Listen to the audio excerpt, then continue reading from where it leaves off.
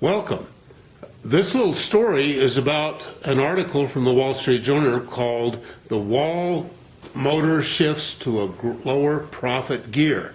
Now, before you look at this video, be sure you take the attachment for this story and read through it and see what you can glean from it. Because what we have is we've got the Great Wall Motor Company of China who's trying to keep their profit levels up and selling their SUVs. Well, the article starts off that it was the world's most profitable car company, but they're having trouble keeping pace. Anytime I hear somebody saying most profitable, that tells me they have a lot of market power. In other words, a great deal of ability to influence price. And that's the picture here of a monopoly. And perhaps Great Wall was pretty much a monopoly in China for their little SUV. Now here for the monopoly we have market demand, market supply, but profit is maximized for any firm when marginal revenue equals marginal cost. So our supply curve is equal to our marginal cost curve and marginal revenue. That tells us for the monopoly that profits will be maximized when the monopoly produces that quantity of goods, and at that quantity, that indicates on the demand curve that they can charge this price. We'll call that the monopoly price. If it were a competitive market, the system would be operating at this E or efficient point where the market price would be here, much lower than the monopoly price, and the market quantity would be higher here. So that's the picture, and we see the ability of the firm then to make excess profits. Okay, so that's the initial picture of our Great Wall Company. Now, in the article, you see that they have gone from a monopoly structure with competitors coming in. Now they're shifting to an oligopoly, and they're having to share the market. Now let's take just a quick little review here of our accounting structure, because we want to make sure that we understand some of the terminology here. So we'll take a look at the income statement.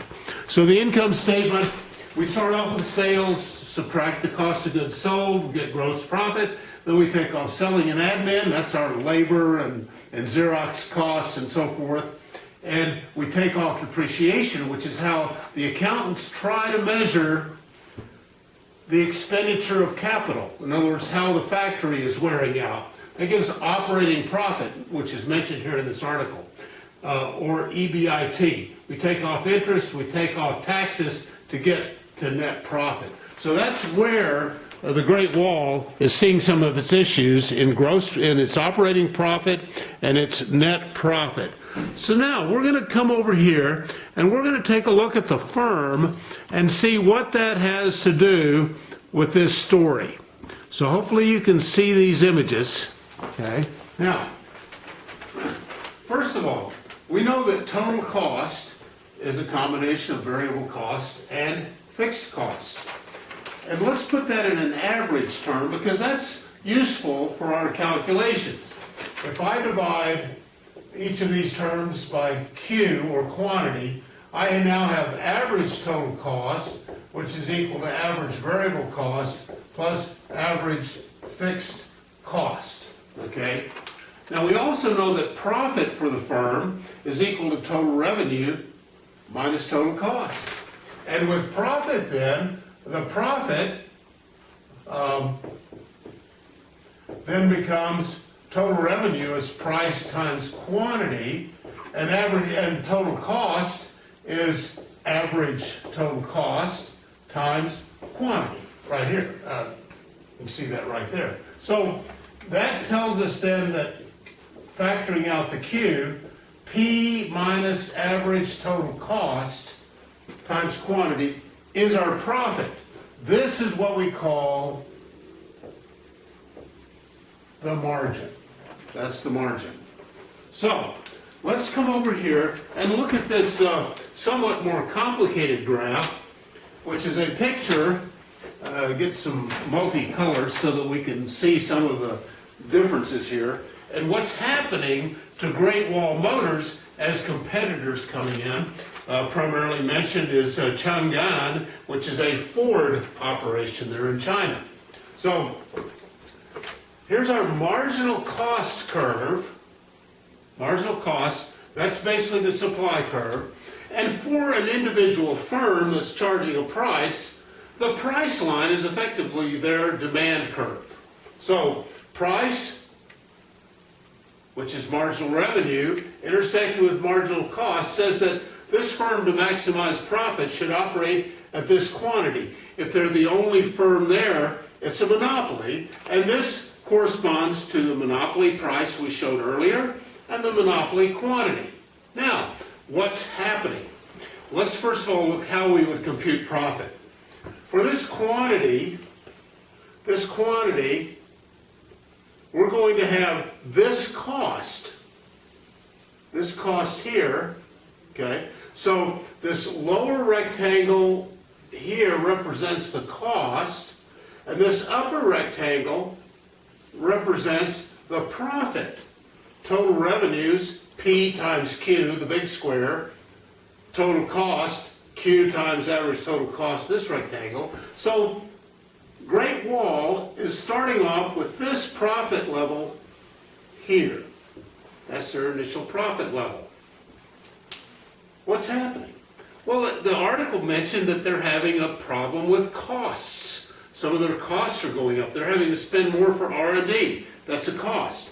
So if their average total cost curve here, which has this theoretical shape, average total cost curve here, if that cost curve begins to shift up because they're having to spend more, look what that does. It increases the cost and therefore shaves off some of the profits. But wait, the article further says they're having to lower their price. Well, we would imagine that if there's competitors coming in that may offer maybe not quite as good a car, or one with less reputation, but at a lower price, much the way Hyundai came into America and started offering lower priced cars, they start building up their market share, and they build their market share, it takes market share away, and look what happens. The price is forced down by the competition. Say the price is, they have to lower the price to there. To maximize profit, they'll slide down on the marginal revenue curve, and they will also be selling fewer items because, let's say that's the quantity with competition. Okay? Now, eventually, if competition continues and these firms continue to compete in the quality of their goods and the price they charge, eventually the price that Great Wall is going to go to might be as low as wherever their average total cost curve and price line intersect. It may go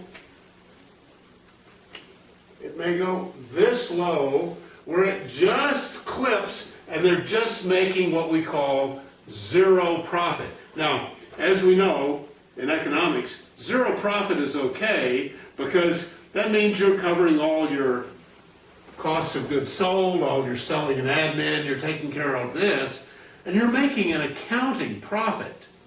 But that accounting profit then represents the opportunity cost of being in that business. Now, this is just a very quick look at this story of Great Wall Motors. Now, I hope that some of these explanations make sense, but we thank you for your attention.